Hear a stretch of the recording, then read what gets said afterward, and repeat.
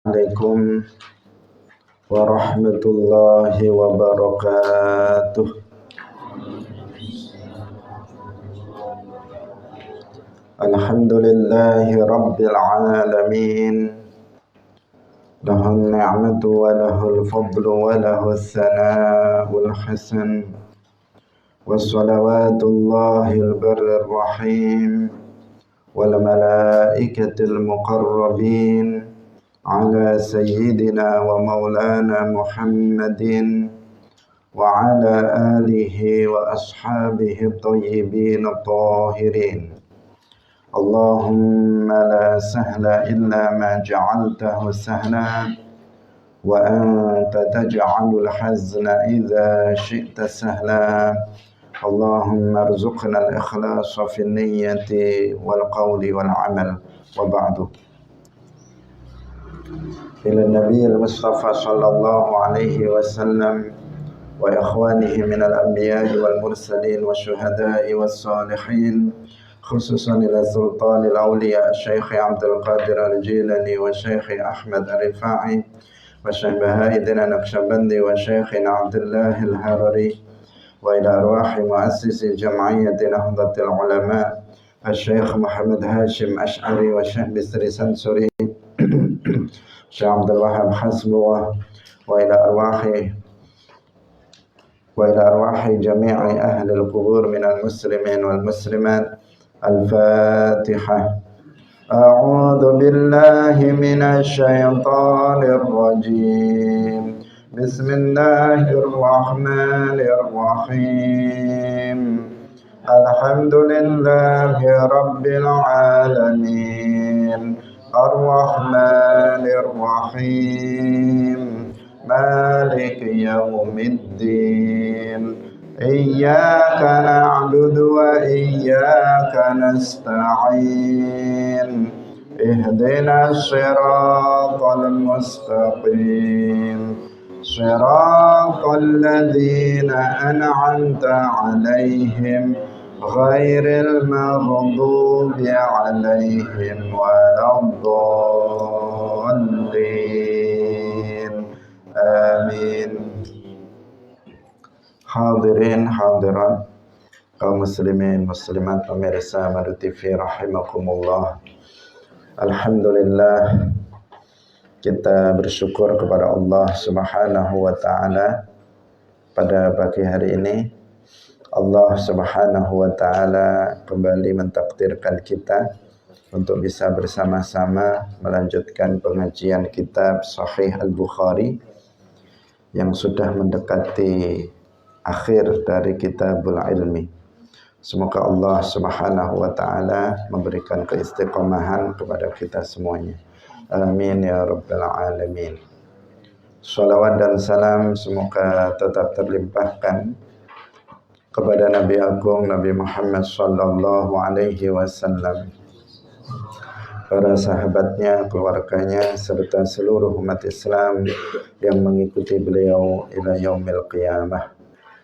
Kita ikhlaskan niat kita masing-masing, kita ngaji lillahi ta'ala. Babul haya'i fil ilmi. Qala al-imam Abu Abdullah al-Bukhari rahimahullahu ta'ala, babul haya'i fil ilmi. Babul haya'i utawi iki iku bab nerangaken isin fil ilmi ing dalam ilmu. Wa qala lan nusdawuh sapa Mujahidun, Imam Mujahid, la yata'allamu, ora bisa belajar soal ilma ing ilmu sapa mustahyin wong kang lali, wong kang isin. Sapa mustahyin wong kang isin. Boleh dibaca mustahyin, boleh dibaca mustahi, boleh dibaca mustahin tanpa ya. Wala mustakbirun, lan ora wong kang sombong. Wa qalat lan wasdawuh sapa Aisyah, ni'man nisa'u nisa'ul ansari. Ni'man nisa'u utawi saapi-apike pira-pira wong wadon iku nisaul ansori, pira-pira wadone golongan ansor. Lam yamna'hunna, ora nyegah ing nisaul ansor apa al haya'u isin ayatafaqahna ing yanto belajar sapa nisaul ansor fid dini ing dalam agama. Hadirin rahimakumullah, bab menjelaskan tentang hukum malu dalam belajar dan mengajarkan ilmu. Itu yang dimaksud al-haya fil ilmi, yakni hukum malu fil ilmi di dalam belajar ilmu, fit ta'allumi wa ta'lim, dalam belajar ilmu agama dan mengajarkan ilmu agama. Karena ada sebagian orang itu malu ketika diajak untuk belajar ilmu agama, itu dia malu. Ada juga sebagian orang, dia orang yang berilmu tetapi dia malu untuk menyampaikan ilmu agama kepada orang lain. Dia malu untuk mengajarkannya kepada orang lain. Malu seperti yang sudah kita bahas dalam Kitabul Iman, kitab sebelum ini yang kita kaji, disebutkan bahwa al-haya'u minal iman. Malu itu merupakan salah satu sifat dari keimanan. Tetapi sudah kita jelaskan juga bahwa malu yang dimaksud di sini adalah malu yang menjadikan seseorang itu tercegah dari melakukan perbuatan-perbuatan yang maksiat. Itu yang dimaksud dengan al-haya'u minal iman.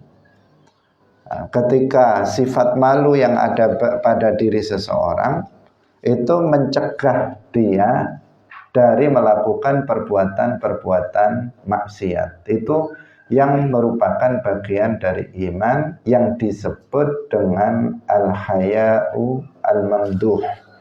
Malu yang terpuji, malu yang dipuji, malu yang bagus, itu yang seperti itu. Bukan malah yang sebaliknya, sifat malu yang justru menghalangi seseorang untuk melakukan kebaikan.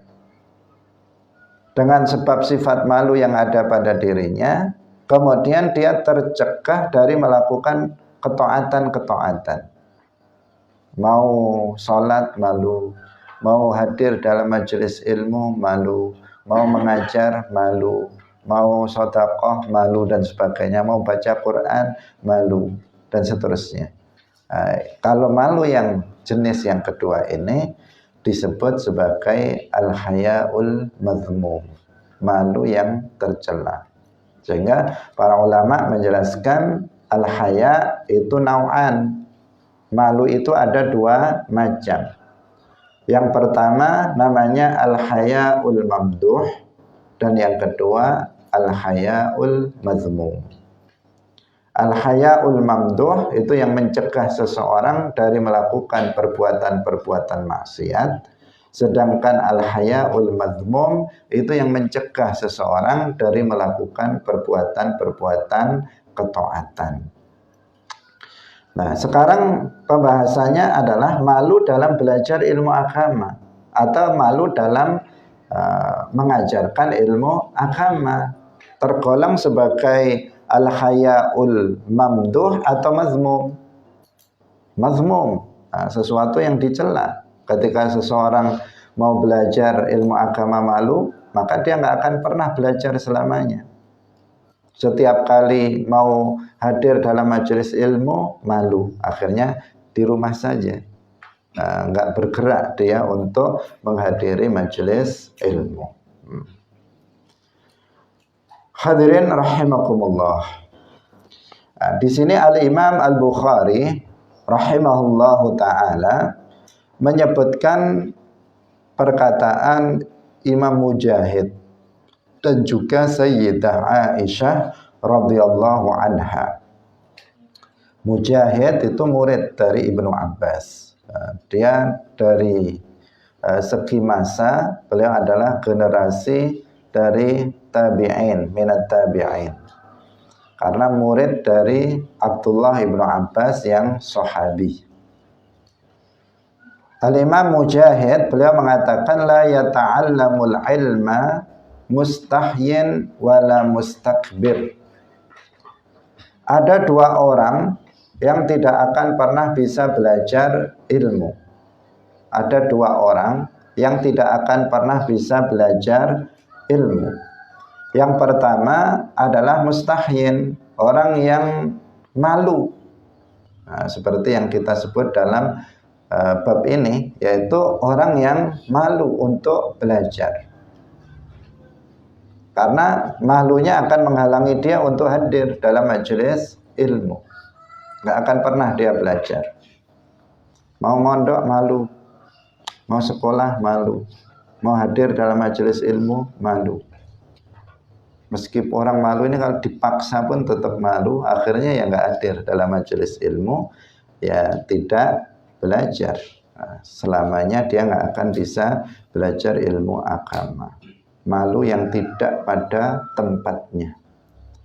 Wala mustakbirun, yang kedua adalah orang yang sombong. Orang yang sombong juga nggak akan pernah bisa belajar. Kenapa? Karena dia sudah merasa lebih tinggi dan orang lain itu ada pada orang itu. Itu jenis sombong yang pertama, definisi sombong yang pertama, yaitu dia menolak kebenaran dari orang yang menyampaikannya. Yang kedua, sombong itu artinya adalah menghinakan orang lain, ghamtun nas, menghinakan orang lain, menganggap orang lain itu rendah. Nah, kalau seseorang itu merasa dirinya tinggi dan menganggap orang lain rendah, maka dia nggak akan pernah belajar kepada orang lain dalam persoalan ilmu.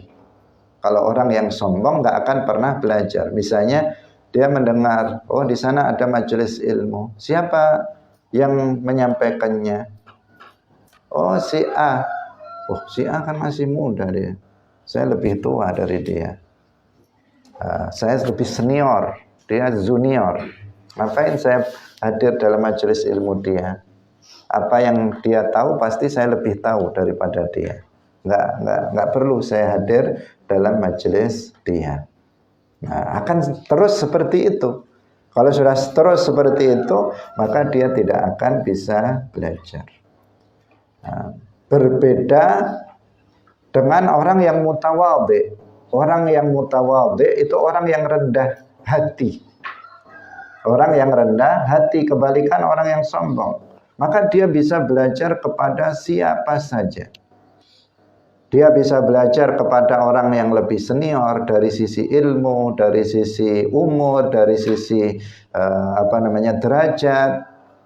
Dia juga bisa belajar kepada orang yang lebih junior dari segi umur, dari segi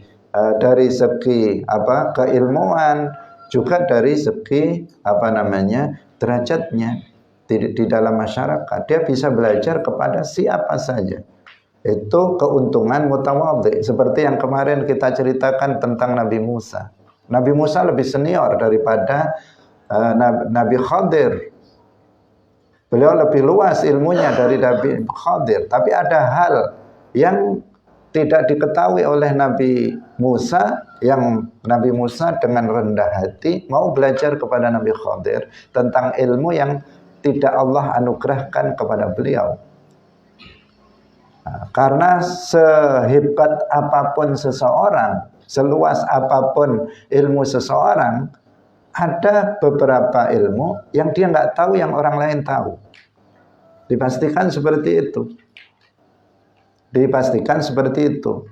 Meskipun di sini misalnya saya yang mengajar, tetapi kita sangat yakin ada di antara kalian yang mungkin masih takdiri memiliki ilmu yang saya tidak tahu tentang ilmu itu.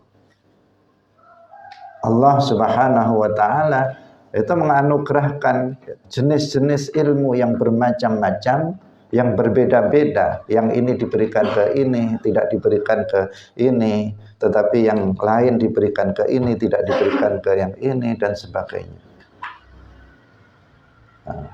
Hadirin rahimakumullah, karena itulah maka hendaknya kita itu memiliki sifat tawadhu, rendah hati, agar kita bisa belajar kepada siapa saja. Itu dicontohkan oleh para ulama. Jibril dengan Rasulullah, mana yang lebih mulia? Rasulullah lebih mulia daripada Jibril. Tetapi Rasulullah belajar kepada malaikat Jibril alaihissalam. Para ulama-ulama kita juga demikian. Biasa guru belajar kepada murid itu sesuatu hal yang biasa. Murid menjadi guru, guru menjadi murid itu sesuatu hal yang biasa. Seperti dulu yang pernah kita ceritakan, Hadratus Syekh Muhammad Hashim Asy'ari, pendiri Jam'iyah Nahdlatul Ulama, dulu berguru kepada Mbah Khalil Bangkalan. Ketika Mbah Hashim Asy'ari kemudian setelah itu menuntut ilmu di Makkah, pulang, Mbah Khalil yang datang untuk belajar kepada muridnya. Itu adalah tradisi yang diteladankan oleh para kiai, para ulama kita. Maka jangan sekali-kali kita memiliki sifat sombong di dalam hati kita, sehingga itu akan menghalangi kita untuk bisa belajar. Kita akan terhalang betul dari belajar ilmu agama jika kita ini orang yang sombong. Hadirin rahimakumullah. Wa qalat Aisyatu ni'man nisa'u nisa'ul ansar la yamna'ahunna lam yamna'hunna al-haya'u ayyatafaqqahna fid din. Sayyidah Aisyah, istri Rasulullah sallallahu alaihi wasallam, memuji kaum perempuan dari sahabat Ansor. Beliau mengatakan, ni'man nisa'ul ansor. Sebaik-baiknya kaum perempuan itu kaum perempuannya golongan Ansor. Kenapa? Beliau memberikan alasan, lam yamna'hunna al-haya'u ayyatafaqqahna fiddin. Malu yang ada pada diri mereka itu tidak menghalangi mereka untuk belajar ilmu agama. Malu pasti ada, apalagi pada diri kaum perempuan. Meskipun sekarang sudah banyak kaum perempuan yang kurang memiliki sifat malu. Tetapi pada umumnya sebenarnya, sifat malu itu lebih dominan ada pada kaum perempuan dibandingkan pada kaum laki-laki. Meskipun sekarang banyak yang terbalik, yang laki-laki pemalu, yang perempuan nggak pemalu sama sekali. Itu masalah lain, itu zaman akhir ya, zaman akhir.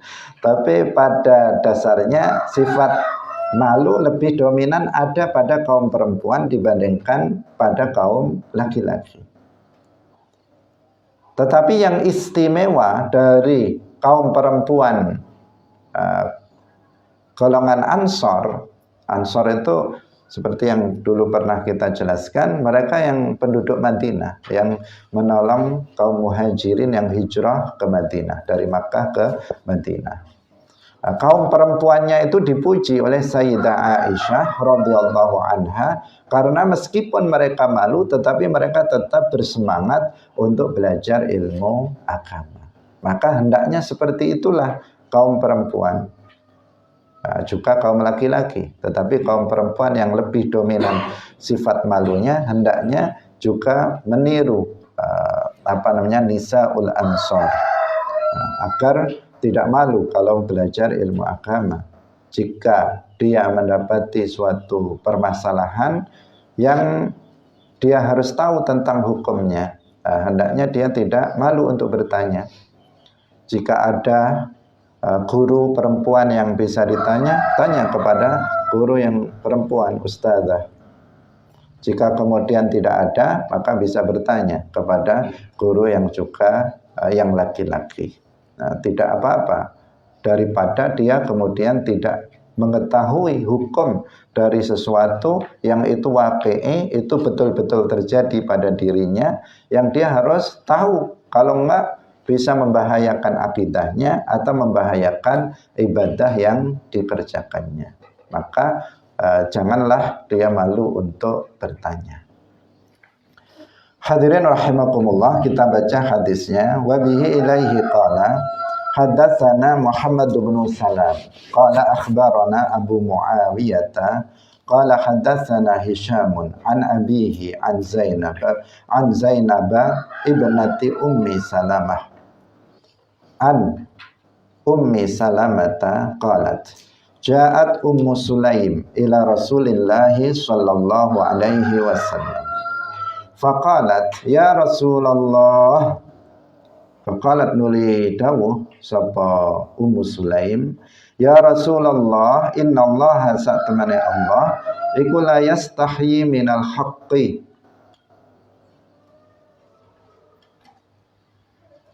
Nah, ini mutasyabihat. Nah, harus berhati-hati dalam menerjemahkannya. Innallaha sa'tamani Allah la yastahyi. Tentu Allah tidak disifati dengan sifat malu sebagaimana manusia, yang itu merupakan sifat khusus bagi makhluk yang tidak boleh disifatkan kepada Allah Subhanahu wa ta'ala. Maka yang dimaksud dengan la yastahyi minal haqqi, artinya di sini la yastahyi ora kacegah saking jelasaken perkara kang hak. Innallaha la yastahyi minal haqqi, satemene Allah iku la yastahyi minal haqqi, ora kacegah saking jelasaken perkara kang hak. Fahal alal mar'ati, mongko ana ta iku ing atase wong wadon min ghuslen saking adus idza talamat tatkalane mimpi basah. Qala jawab sapa nabiyyu kanjeng Nabi sallallahu alaihi wasallam, idza ra'at tatkalane ningali sapa mar'ah alma'a ing banyu tegese mani, alma'a ing mani. Fa khattat nuli nutup sapa Ummu Salamah takni arepaken wajhaha ing wajahe Ummu Salamah. Wa qalat lan dawuh sapa Ummu Salamah, ya Rasulullah, wa tahtalimu almar'atu. Wa tahtalimu lan mimpi basah sapa almar'atu wong wadon. Qala jawab sapa Kanjeng Nabi, na'am, iya, tahtalimul mar'ah. Taribat yaminuka. Taribat yaminuka di sini juga tidak dimaknai secara harfiah. Karena secara harfiah taribat yaminuka itu artinya tangan kanan kamu, yaminuki ya. Taribat yaminuki secara bahasa artinya tangan kananmu melekat pada tanah, pada debu tanah. Itu makna dasarnya. Tetapi ini digunakan istilah ini lizajr wa tanbih, untuk peringatan. Taribat yaminuki fabima mongko kelawan apa yusbihuha nyerupani ing mar'ah sapa waladuha anake mar'ah. Hadirin rahimakumullah, hadis diriwayatkan dari Ummi Salamah. Ummi Salamah itu siapa? Istri Rasulullah sallallahu alaihi wasallam. Namanya Hindun. Hindun bintu Abi Umayyah. Itu nama asli beliau, Ummu Salamah. Dulu pernah kita ngaji tentang tarikh. kita ada salah satu istri Nabi yang dikenal dengan sebutan Ummu Salamah. Nama aslinya Hindun bintu Abi Umayyah. Hadis ini diriwayatkan dari istri Nabi namanya Ummu Salamah. Beliau mengatakan Ummu Sulaim. Siapa Ummu Sulaim? Ummu Sulaim ini namanya Ummu Sulaim bintu Milhan. Itu ibunda dari sahabat Anas bin Malik. Sahabat Anas bin Malik, perawi banyak hadis Nabi. Ibunya namanya Ummu Sulaim bintu Milhan. Ummu Salamah menceritakan bahwa suatu ketika Ummu Sulaim datang kepada Rasulullah Shallallahu Alaihi Wasallam. Kemudian Ummu Sulaim mengatakan, ya Rasulullah, Inna Allah la yastahi minal haqqi. Allah itu tidak tercegah untuk menjelaskan perkara yang hak. Artinya bukan Allah itu malu seperti halnya kita memiliki sifat malu, enggak. Karena Allah tidak disifati dengan sifat makhluk. Ini mutasyabihat harus ditakwilkan dengan makna yang layak bagi Allah Subhanahu wa ta'ala. Tidak boleh dimaknai secara zahir. La yastahyi artinya la yamtani'u min bayanil haqqi. Fahal alal mar'ati, pertanyaannya, pertanyaan Ummu Sulaim itu bertanya, fahal alal mar'ati min ghuslin idza talamat, apakah seorang perempuan itu wajib mandi jika dia mimpi basah? Apakah seorang perempuan, itu pertanyaannya. Ini yang artinya sebagian kaum perempuan itu malu untuk bertanya hal-hal yang seperti ini. Bertanya kepada Nabi, wahai Rasulullah, apakah wajib bagi seorang perempuan itu untuk mandi apabila dia mimpi basah? Qalatin Nabi, qalan Nabiyyu idza ra'at al-ma. Iya, wajib dia untuk mandi apabila dia melihat air, maksudnya dia melihat mani setelah bangun. Jadi ihtilam itu terjadi, dari sini kita pahami itu terjadi baik bagi laki-laki maupun bagi perempuan. Jadi bermimpi melihat dia dalam tidurnya bahwa kalau perempuan dia dijima misalnya, sehingga itu yang dimaksud ihtilam. Terus ketika bangun ternyata basah, ada air mani, dia melihat air mani ada, maka berarti dia wajib untuk mandi, baik itu laki-laki maupun perempuan. Kemudian fakhattat Ummu Salamah takni wajahaha. Kemudian Ummu Salamah itu menutup wajahnya sebagai tanda bahwa beliau malu ya di situ. Waqalat, kemudian Ummu Salamah berkata, ya Rasulullah, wa tahtalimul mar'ah, apakah seorang perempuan itu juga mimpi basah? Qala na'am. Rasulullah kemudian menjawab, iya. Taribat yaminuki fabima yushbihuha waladuha. Kalau seorang perempuan itu enggak mengeluarkan air mani, maka dengan apa anaknya itu bisa menyerupai dia? Pertanyaan, tetapi maksudnya untuk menegaskan bahwa seorang perempuan itu juga mengeluarkan air mani. Hadirin rahimakumullah. Di sini perlu untuk kita perhatikan dan kita tegaskan, karena ada syubhah yang dikembangkan oleh sebagian orang. Mereka mengatakan bahwa seorang perempuan itu tidak mengeluarkan mani.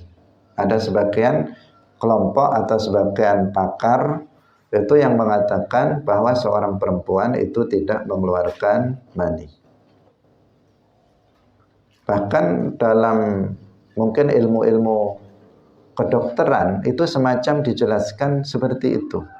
Jadi seorang perempuan itu memiliki indung telur istilahnya. Kemudian yang laki-laki yang dia mengeluarkan air mani. Kemudian air maninya yang dia kemudian menuju ke indung telur atau semacam itu, yang itu bukan mani. Ada sebagian pendapat yang mengatakan seperti itu. Pendapat semacam itu pendapat yang tidak benar karena bertentangan dengan hadis, yang kita baca ini, yang menjelaskan bahwa seorang laki-laki itu mengeluarkan mani, seorang perempuan juga mengeluarkan air mani. Bukan hanya laki-laki yang mengeluarkan air mani, tetapi kaum perempuan itu juga mengeluarkan mani. Ini perlu untuk ditegaskan agar kita tidak terpengaruh oleh pernyataan atau teori-teori di luar yang mengatakan bahwa perempuan itu tidak mengeluarkan mani. Hadirin rahimakumullah, ini kan sangat jelas hadis ini menjelaskan tentang itu. Nabi mengatakan ketika ditanya wa tahtalimul mar'ah, beliau mengatakan na'am taribat yaminuki fabima yusbihuha waladuha. Karena dalam hadis yang lain ketika diceritakan tentang anak itu kadang menyerupai bapaknya, kadang menyerupai ibunya. Itu gimana kok bisa menyerupai bapaknya, ada yang menyerupai ibunya? Itu bagaimana? Disebutkan dalam hadis yang lain, itu kalau air mani bapaknya itu yang lebih dulu dari air mani ibunya, maka akan serupa dengan bapaknya. Jika air mani ibunya itu yang lebih dulu, maka akan dari mani bapaknya, maka akan serupa dengan ibunya. Dalam hadis yang lain kan disebutkan seperti itu.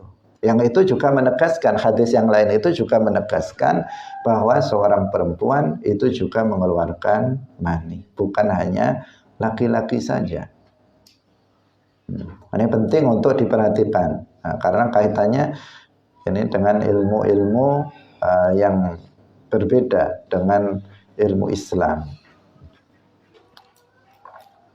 Kemudian yang kedua, air mani itu tidak memiliki ruh. Air mani itu tidak memiliki ruh. Tidak benar pendapat yang mengatakan dalam air mani itu ada ruhnya. Itu tidak benar. Sehingga kalau dalam ilmu yang lain itu sering digambarkan air mani itu seperti kecebong, kemudian dia berjalan kayak binatang. Dia kayak hayawan, kayak hayawan yang dia punya ruh. Padahal enggak, air mani tidak memiliki ruh. Dia bukan hayawan, dia bukan binatang, bukan manusia itu berasal dari situ. Tapi kita kan sudah paham proses penciptaan manusia dalam rahim, bahwa air mani seorang laki-laki dan perempuan bertemu, kemudian menjadi segumpal darah, kemudian menjadi segumpal daging. Baru setelah itu ditiupkan ruh ke dalamnya. Berarti asalnya nggak ada ruhnya. Air mani itu nggak ada ruhnya.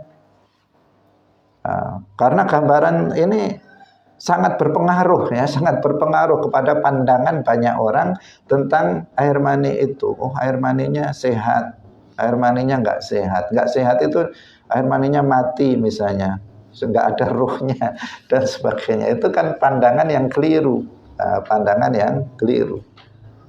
Air mani tidak ada ruhnya, dia bukan hayawan.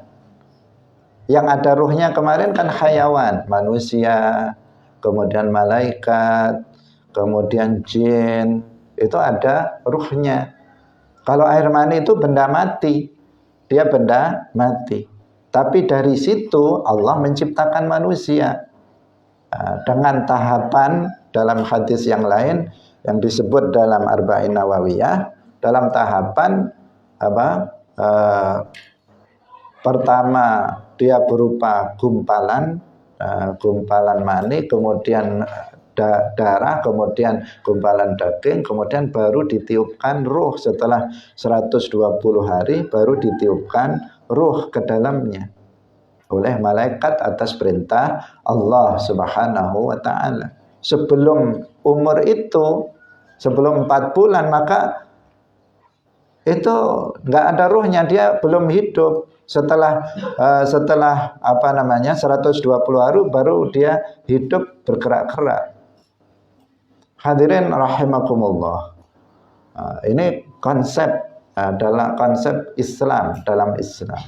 Jika ada teori-teori lain yang kemudian itu bertentangan dengan teori dalam Islam, maka tentu kita tidak terima itu. Seakan-akan teori-teori itu, teori-teori ilmiah itu seakan-akan benar. Tetapi nanti akan bisa terbantahkan itu oleh teori yang lainnya, karena itu hanya berdasarkan berdasarkan dugaan-dugaan. Banyak teori yang berkembang di barat yang kita harus mewaspadainya. Ada teori Darwin misalnya.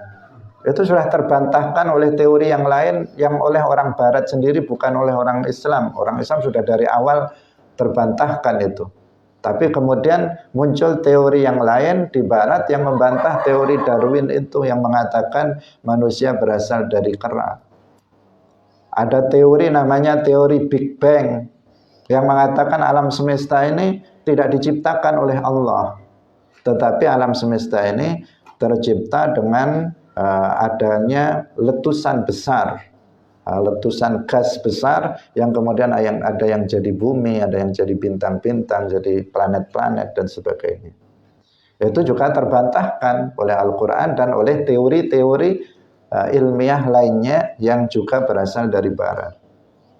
Nah, teori-teori tentang yang sekarang kita bahas itu juga teori-teori yang hanya disimpulkan dari dugaan-dugaan, penelitian yang berasal dari hipotesis yang sifatnya itu tidak pasti, kebenarannya tidak pasti. Tapi kalau Al-Quran dan hadis, maka kebenarannya itu pasti, dan itulah yang kita ikuti. Umat Islam, sebagai umat Islam, kita mengikuti itu. Hadirin rahimakumullah. Nah, ini penting untuk kita perhatikan. Jangan sampai kita terpengaruh oleh hal-hal yang tidak benar. Jadi seorang perempuan juga mengeluarkan air mani sama seperti halnya kaum laki-laki. Dan ini menjelaskan tentang hukum fikih juga hadis ini, bahwa seorang laki-laki atau perempuan ketika bermimpi basah, kemudian setelah bangun ternyata lihat air mani, maka dia wajib untuk mandi. Tapi kalau nggak lihat air mani, ya meskipun mimpi, maka tidak mandi. Nah, karena mandinya itu jika keluar. Karena ada sebagian orang mimpi, misalnya dia melakukan hubungan suami istri dalam mimpi itu, tapi ketika bangun kering, nggak ada apa-apa. Nah, tetapi kalau ketika bangun kemudian basah, ada air mani, maka dia wajib untuk mandi. Karena itu mengeluarkan mani itu adalah junub, termasuk dia berarti junub. Hadirin rahimakumullah. Ada juga sebagian, ini teringat saja, ada juga sebagian orang yang dia melakukan, atau nggak usah kita sampaikan, tidak layak. Kemudian kita lanjutkan, wa bihi ilaihi qala haddatsana Ismailu qala haddatsani Malikun an Abdullah bin Dinarin an Abdullah bin Umar anna Rasulullah sallallahu alaihi wasallam qala. Hadis ini sudah kita bahas di awal, tetapi dalam riwayat yang lain dan ada riwayat yang lafadznya berbeda. Qala Inna minasyajari syajaratan la yasqutu waraquha. Inna minasyajari sak temene iku saking wit syajaratan utawi wit la yasqutu kang ora gugur apa waraquha godhonge syajarah. Wahya lan utawi syajarah iku masalul muslimi perumpamaane wong Islam. Haditsuni nyeritakno sapa sira kabeh ing ingsun mahia ma utawi apa ya ma iku apa ya utawi syajarah. Fawaqa'a mongko tumiba sapa annasu menungso fi syajaril badiyati ing dalem wit-witan ana wit-witan sing ana kampung. Wa waqa'alan tumiba fi nafsi ing dalem awak dhewe ingsun annaha sak temene syajarah iku an-nakhlatu wit kurma. Qala dawuh sapa Abdullah bin Umar fastahyaitu nuli isin sapa ingsun. Faqalu nuli dawuh sapa para sahabat ya Rasulullah akhbirna nyeritakno ngabarno sapa panjenengan ing kita biha kelawan syajarah. Faqala nuli dawuh sapa Rasulullah sallallahu alaihi wasallam hiya utawi syajarah iku an-nakhlatu wit kurma.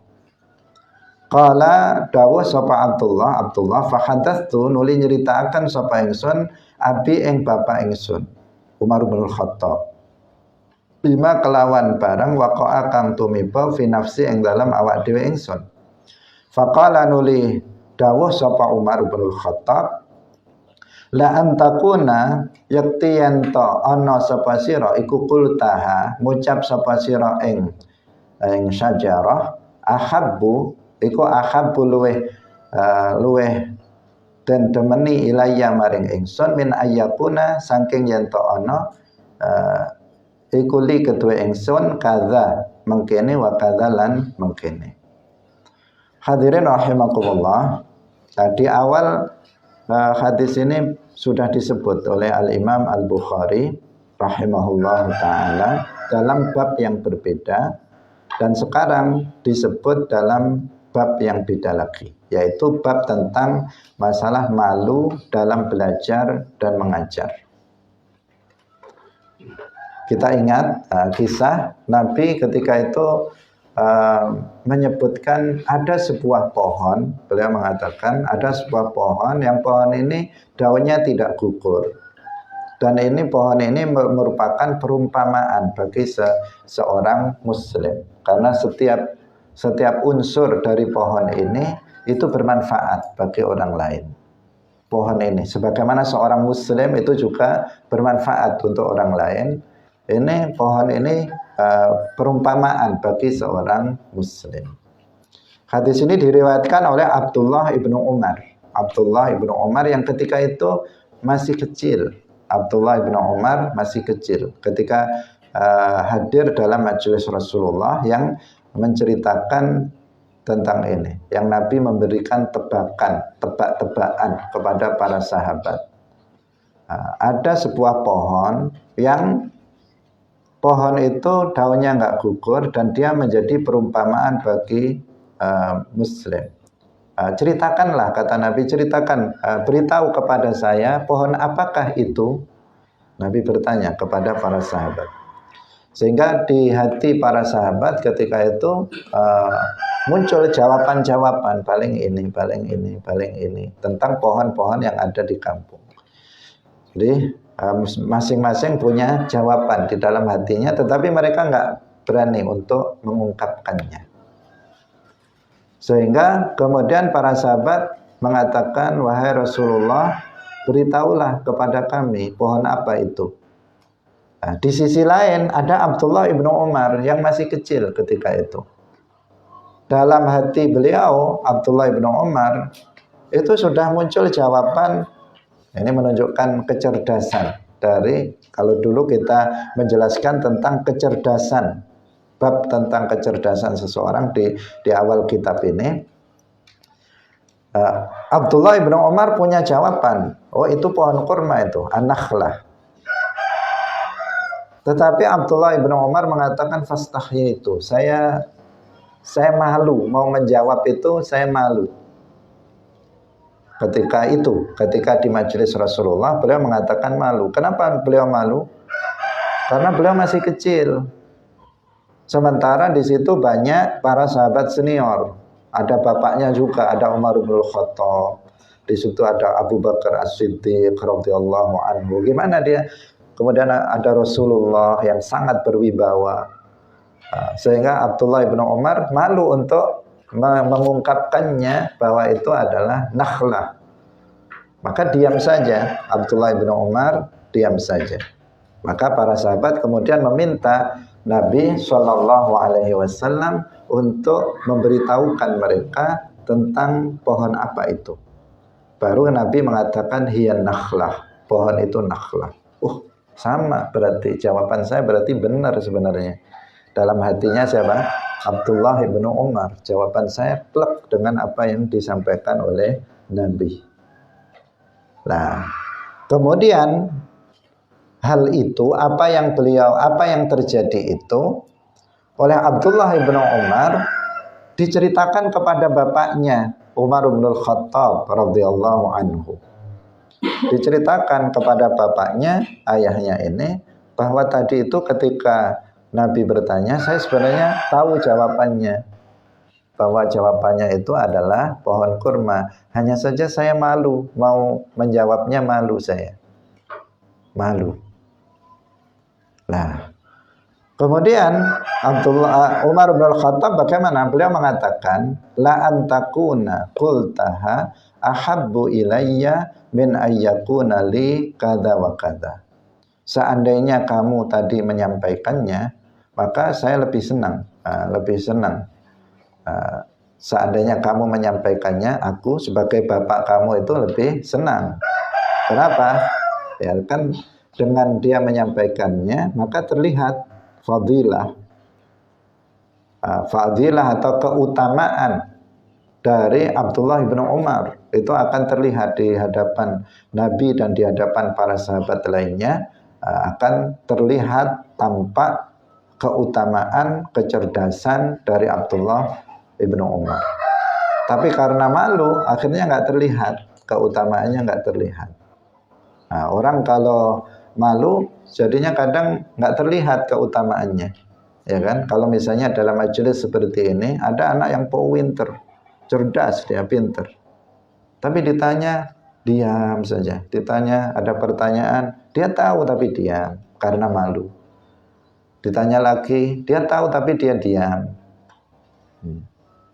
Akhirnya gurunya tahu nggak kalau dia itu tahu? Ya nggak tahu, gimana wong dia nggak jawab kok.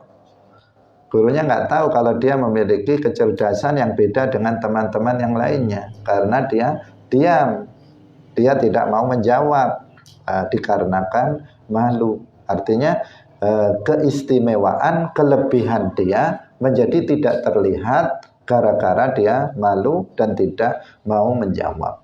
Itu macam-macam, orang diam itu macam-macam. Diam karena memang nggak tahu, itu yang banyak.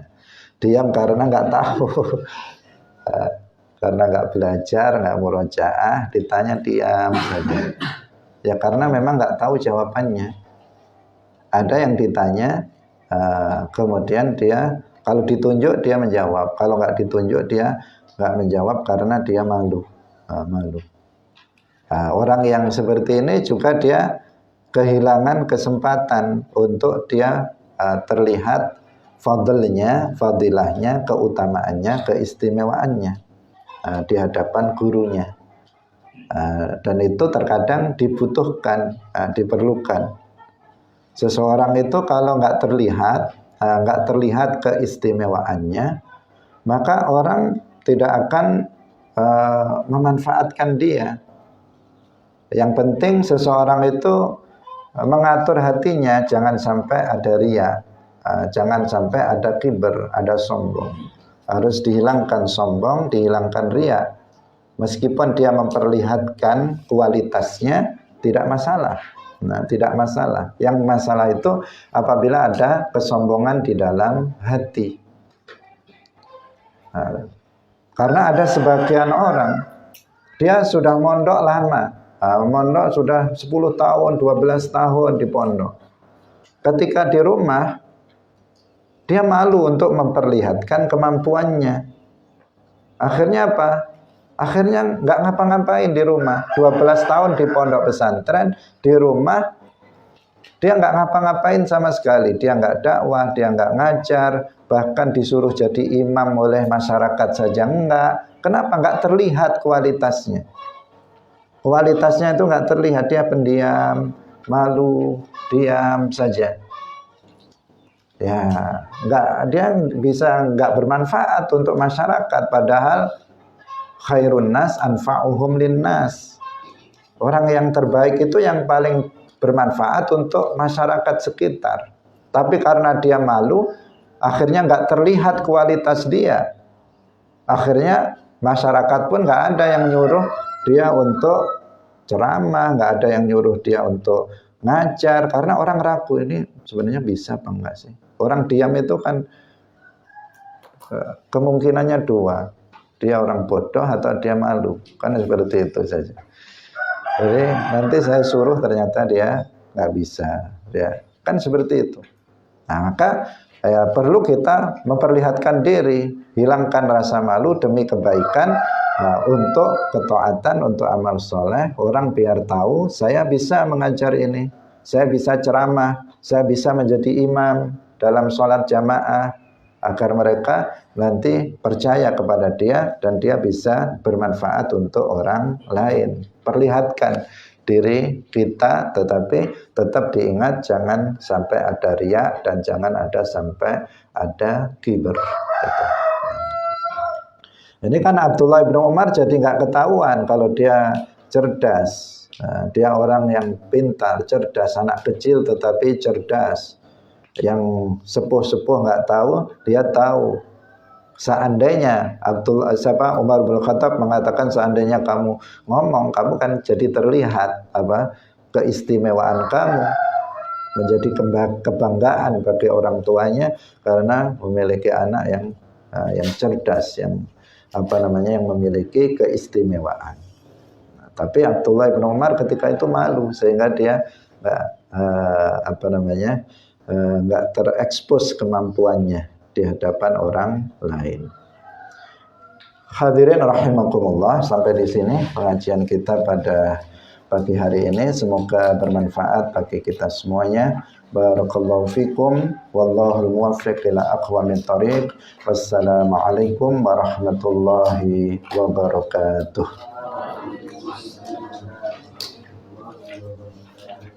La ilaha illallah.